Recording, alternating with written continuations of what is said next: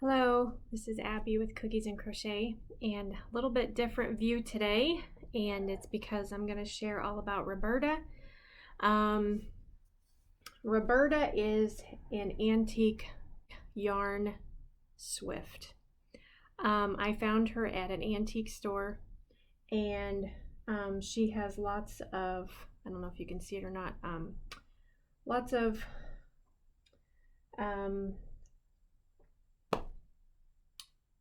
places in the wood that is chipped or missing.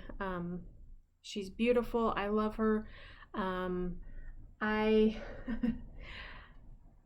I was so excited to find her. Let's just say that. I was so excited to find her. I brought her home. My dad came over and took a look at her. And my dad loves antiques, and he's very knowledgeable about antiques. He is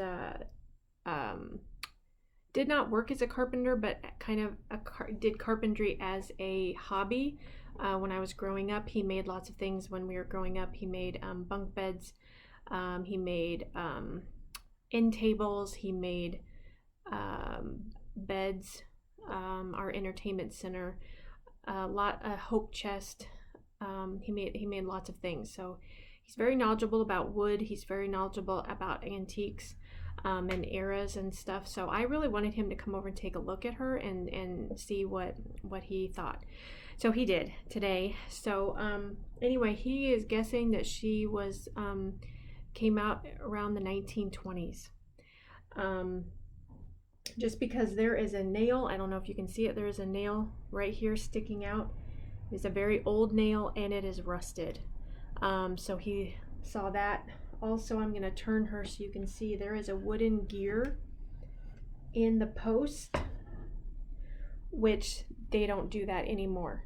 And so if you can see this gear right here with the spikes, that is a wooden gear. They don't do those anymore. In fact, you know, they haven't done those in a very long time. But that's just to help the wheel turn, he said. And then also there is a name on this flat. Can you see that area right there? There is this round area right there. And then the name on it is engraved, A.L. Curtis. And then also the base of the post, let me tilt the camera again. The bottom of the post right here underneath, it is not glued. It is actually wedged. The post is in the base, and underneath, if I'm not going to pick it up and show you, but underneath it is wedged with two little pieces of wood, and so it's not glued at all. And he said they used to do that because it would not move. It would not get loose. It would not come out. It was in there for good. But he said they don't do that anymore either. They haven't done that in a very long time. So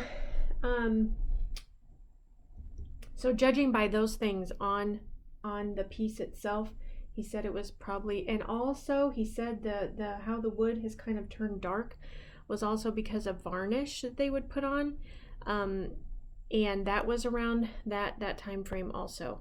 Now they use like a clear finish, which would preserve the color of the wood, I think is what he said. I hope I'm not ruining this. But anyway, so because the wood has kind of gotten darker, now I have not washed it.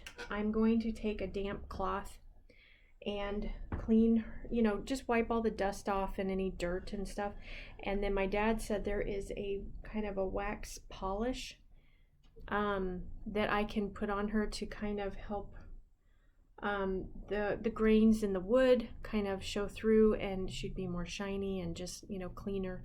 So I'm going to do that. I plan to do that. I just haven't yet. So anyway, I just wanted to share that. That was very exciting. Very. I'm going to back her up so you can see. When I took out a hank of yarn that I had and kind of untwisted it, it would only fit on the post going up and down.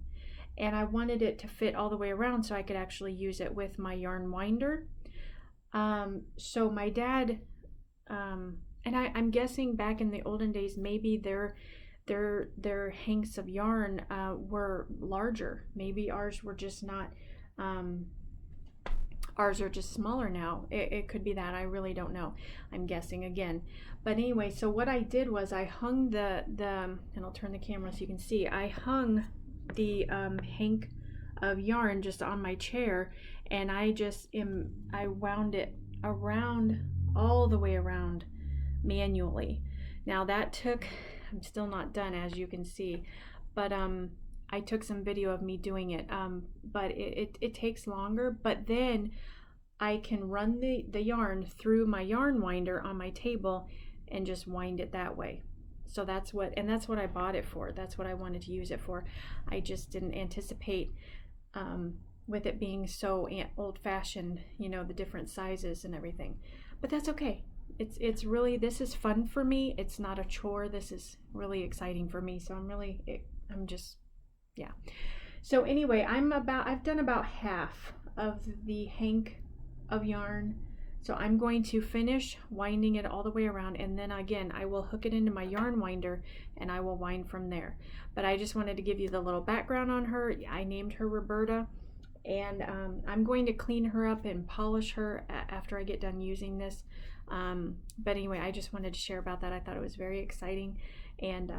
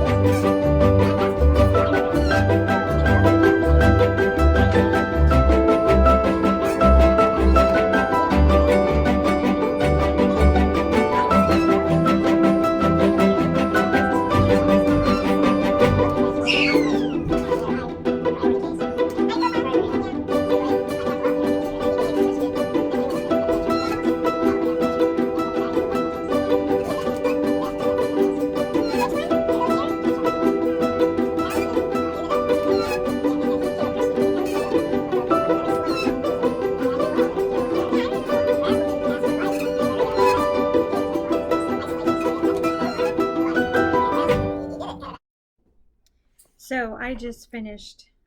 This is the end of the skein. I've got it all the way around, Roberta. So it's all the way around. I'm trying to get a shot of it for you. There. Sorry, not very good.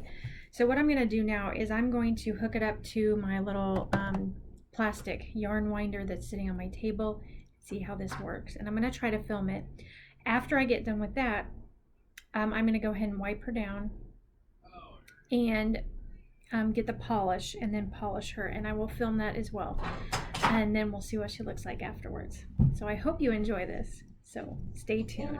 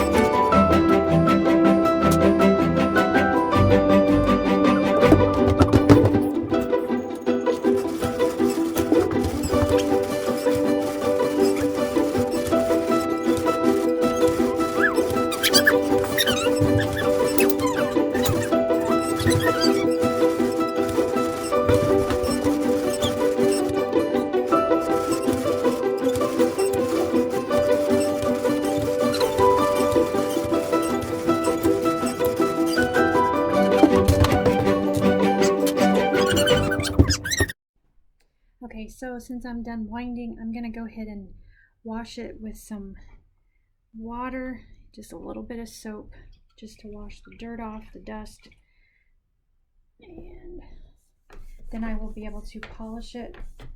Some of the pegs are loose, so I am gonna be careful, but just to clean it, because it is old. Who knows when it was last cleaned.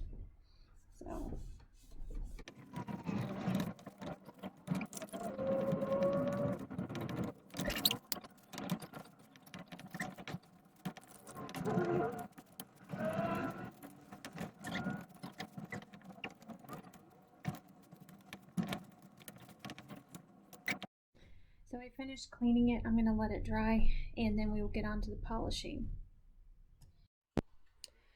Okay, so I washed Roberta off, and I did let her dry.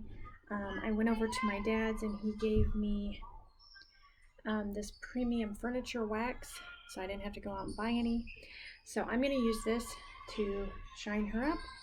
I've got a old cloth, some paper towels to wipe my hands. So anyway, let's get started.